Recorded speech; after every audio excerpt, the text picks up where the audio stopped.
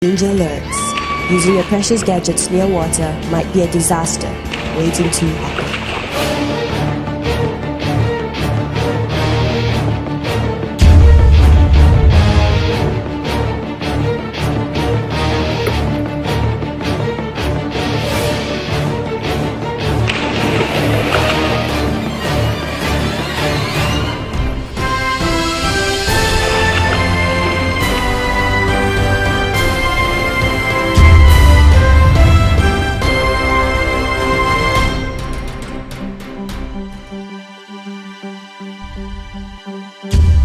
Never switch on the phone after it's been dropped in water, and don't charge it.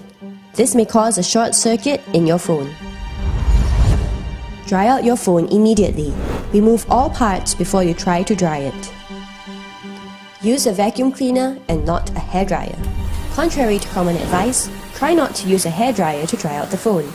This may force moisture further into the small components.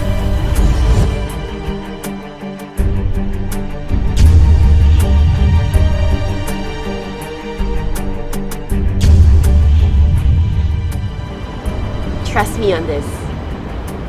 Leave it in the sack of rice for the next 3 days. The rice will help to soak up the rest of the moisture.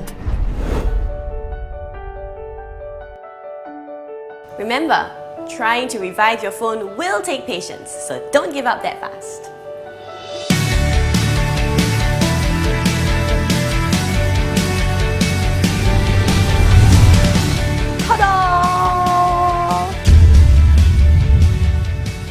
This method may not work all the time, but it increases the chances of your phone surviving a water disaster.